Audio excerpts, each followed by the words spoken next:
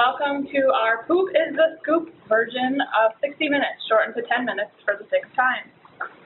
My name is Jane Doe, and our guest here today with us is Mr. Nigel Raff from Botswana, Africa, who is going to discuss his recent discovery of a rare giraffe-killing bacteria called Raff bacteriocardia, which is a bacteria associated with giraffe feces that once infected, it causes the giraffe's necks to shrink, which makes them unable to eat from the treetops, and they starve to death.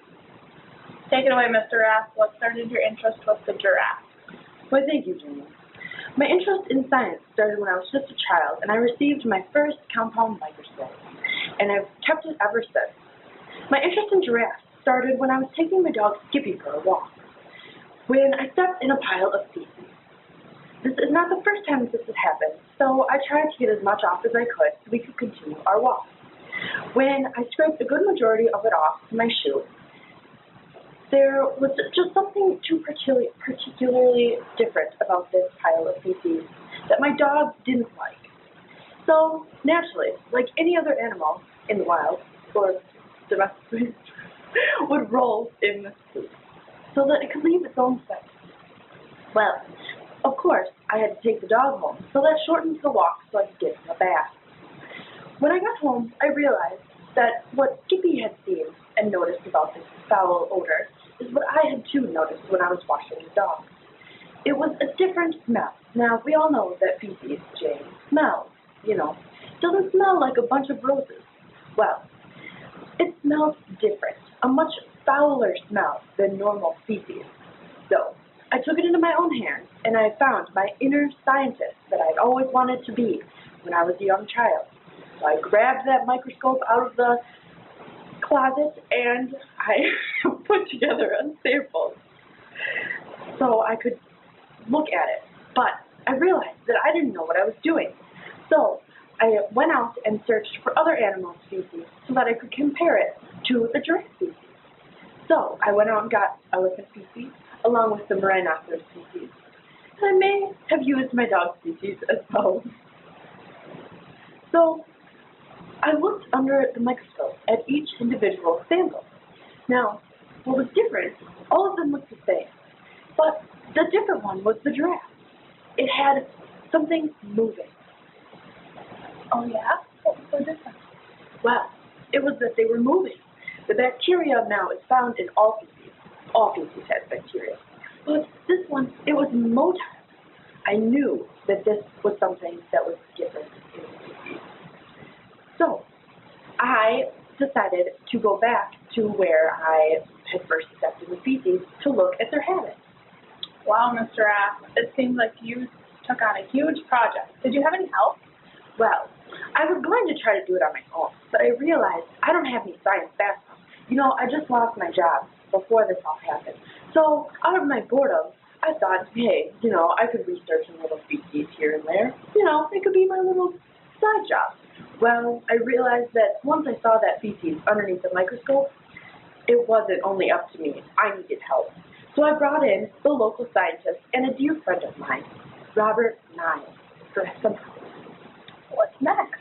Well, we went back to the place where I had stepped in the feces to look at the giraffe and see if there was anything significant that would help our study.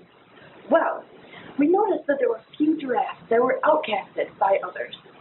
But Niall and I followed these giraffes, the outcasted ones, and we found several other giraffes laying suffering on the ground. Each giraffe had something in common. That they were laying on the ground? No, silly. That their necks were short. Their necks were so significantly short, giraffes. Yeah. They have long, long necks. That's what they're known for. Well, these had short necks. Now, I started thinking to myself, I didn't know anything about this accidental poop, that this was going to be the latest breakthrough for myself, but also for scientists everywhere. Wow, that sounds interesting. I read some of your notes you gave our producers, and it states that you found out that this bacteria was transferred by the giraffe stepping in the contaminated feces, and the bacteria gets absorbed through the fluids of the giraffe up to their spine and their neck. Yes, that is correct, Jane. It takes only about an hour to get where it needs to go to start damage. Raff bacteriocardia directly infects the disc in the vertebrae, which causes the fluid to leak out and causes the disc to squish down and become smaller, shrinking the necks of these poor giraffes. And you know where it goes from there. A slow and painful death. Oh, these poor giraffes. I take it this bacteria hasn't been around long if you're just noticing these behaviors now. No, Jane. This is newly evolved bacteria that has just become in the course of our desert. So how does this bacteria get into the feces of the giraffe? Is there something wrong with them at first? No. Giraffe bacteriocardia lives in the warm rectal environment of giraffes, living on fly larvae that are laid year-round on the outer anus of the giraffe. The bacteria then migrates in its way into the rectal area due to the warm environment that it loves and thrives in. Giraffe bacteriocardia lives off of the undigested and unneeded nutrients the giraffe doesn't use, which is then expelled into feces. Interesting. So it says here that this bacterium is heart-shaped, unicellular, gram-negative, motile, and anaerobic. These characteristics sound like a bacterium that is closely related to the Calibacteria. Wow, Jane, you know a lot. You should join our team. But yes, you are correct. Niall and I found this out by experimenting with cultures we collected by creating gram stains and looking under microscopes at samples. We also conducted oxygen stabs using TSA deep to determine if the microbe was an anaerobic, just like the Calibacteria. This test concluded that it was similar to the Calibacteria because it was too an anaerobic bacteria.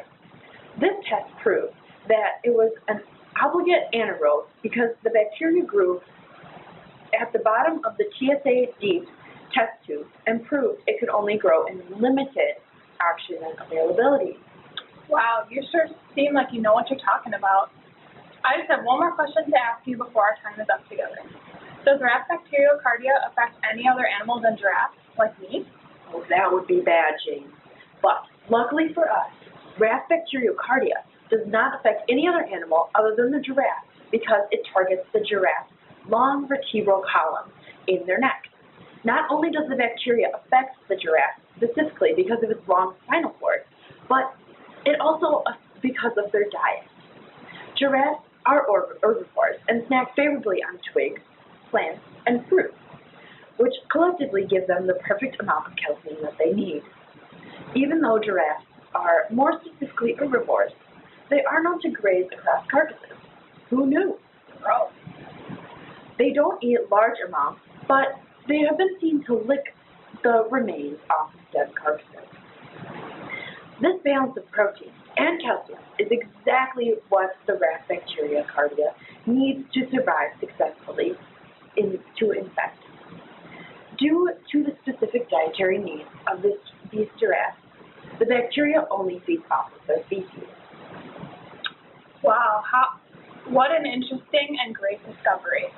Unfortunately, our time is up for today, and I'd like to thank our special guest, Mr. Nigel Raff, Thank you too, Jane, for being with us today and sharing his great accomplishment with us. Remember, poop is the scoop. Thank you, and have a good night.